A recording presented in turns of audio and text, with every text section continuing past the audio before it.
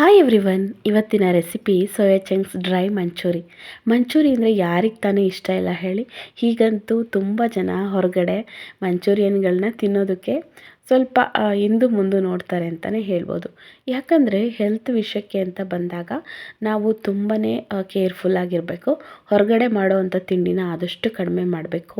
ಮಕ್ಕಳಿಗೆ ಈ ಥರ ತಿಂಡಿಗಳನ್ನ ವಾರದಲ್ಲಿ ಒಮ್ಮೆ ಅಥವಾ 15 ದಿನದಲ್ಲೂ ಒಮ್ಮೆ ಆದರೂ ಮಾಡಿಕೊಡ್ಬೇಕು. ಸೊ ಅದೇ ಸೋಯಾ ಚಂಕ್ಸ್ ರೆಸಿಪಿ.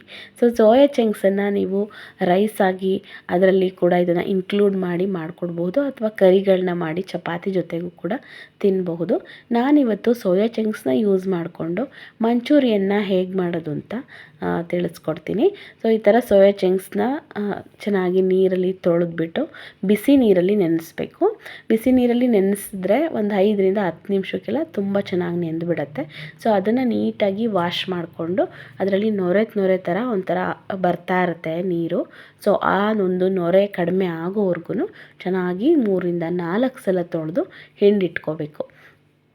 ಆನಂತರ ಒಂದು ದೊಡ್ಡ ಸ್ಪೂನಲ್ಲಿ 1 ಸ್ಪೂನಷ್ಟು ನಾನು ಕಡಲೆ ಹಿಟ್ಟು ತೊಗೊಂಡಿದ್ದೀನಿ, 1 ಸ್ಪೂನಷ್ಟು ಮೈದಾ ಹಿಟ್ಟು, ಹಾಗೆ ಅಚ್ಚ ಖಾರದ ಪುಡಿ, ರುಚಿಗೆ ತಕ್ಕಷ್ಟು ಉಪ್ಪು, ಗರಂ ಮಸಾಲ ಇಷ್ಟನ್ನು ಹಾಕ್ಕೊಂಡಿದ್ದೀನಿ. 2 ಟೇಬಲ್ ಸ್ಪೂನಷ್ಟು ಕಾರ್ನ್ಫ್ಲೋರನ್ನು ಸೇರಿಸ್ಕೊಂಡಿದ್ದೀನಿ. ಆನಂತರ ಚಿಲ್ಲಿ ಪೇಸ್ಟನ್ನು ಸೇರಿಸ್ಕೊಂಡಿದ್ದೀನಿ. ಹಸಿಮೆಣಸಿನ್ಕಾಯಿ, ಶುಂಠಿ ಮತ್ತು ಬೆಳ್ಳುಳ್ಳಿ ಇಷ್ಟನ್ನು ಕೂಡ ಹಾಕಿ ರುಬ್ಬಿರುವಂಥ ಪೇಸ್ಟನ್ನು ಸೇರಿಸ್ಕೊಂಡು ಸ್ವಲ್ಪ ಕಲರ್ಗೋಸ್ಕರ ಅರಿಶಿನವನ್ನು ಸೇರಿಸ್ಕೊತಾ ಇದ್ದೀನಿ. ಹೊರಗಡೆ ತಿನ್ನುವಾಗ ಫುಡ್ ಕಲರ್ಗಳನ್ನ ಹಾಕ್ತಾರೆ, ಹಾಗಾಗಿ ನಾವು ಮನೆಯಲ್ಲೇ ಮಾಡುವಂಥ ಯಾವುದೇ ಫುಡ್ಗಾದರೂ ಕೂಡ ಅರಿಶಿನವನ್ನು ಯೂಸ್ ಮಾಡೋದು ತುಂಬಾ ಒಳ್ಳೆಯದು. ಸೊ ಹಾಗಾಗಿ ಸ್ವಲ್ಪ ಕಲರ್ ಚೆನ್ನಾಗಿ ಬರಲಿ ಅಂದ್ಬಿಟ್ಟು ಅರಿಶಿನ ಹಾಕ್ಕೊಂಡು ಆನಂತರ ಒಂದು 5 ನಿಮಿಷ ಹಾಗೆ ಇಟ್ಬಿಟ್ಟು ಅದು ಚೆನ್ನಾಗಿ ನೆಂದು ಉಪ್ಪು ಖಾರ ಎಲ್ಲವೂ ಕೂಡ ಹದವಾಗಿ ನೀಟಾಗಿ ನೆನ್ಕೊಂಡಿರುತ್ತೆ. ಸೊ ಈ ಒಂದು ಹಂತದಲ್ಲಿ ಎಣ್ಣೆನ ಬಿಸಿ ಮಾಡ್ಕೋಬೇಕು. ತುಂಬ ಚೆನ್ನಾಗಿ ಬಿಸಿಯಾಗಿರಬೇಕು ಎಣ್ಣೆ. ತುಂಬ ಸ್ವಲ್ಪ ಮೀಡಿಯಮ್ ಫ್ಲೇಮಲ್ಲಿ ಇಟ್ಬಿಟ್ಟು ಇದನ್ನು ಬೇಯಿಸ್ಕೊಳ್ಳಿ.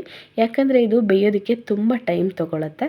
ಸೊ ಮೊದಲು ಇದು ಸೈಜ್ ದೊಡ್ಡದಾಗ್ತಾ ಬರುತ್ತೆ, ಆನಂತರ ಮತ್ತೆ ಮಾಮೂಲಿ ಏನು ಒಂದು ಶೇಪ್ ಇತ್ತು ಅದೇ ಶೇಪಿಗೆ ಬರುತ್ತೆ. ತುಂಬ ಕ್ರಿಸ್ಪಿ ಆಗಬೇಕು, ಅಲ್ಲಿವರೆಗೂ ಕೆಂಪಾಗೋವರೆಗೂ ಚೆನ್ನಾಗಿ ಇದನ್ನು ಫ್ರೈ ಮಾಡ್ಕೊಳ್ಳಿ.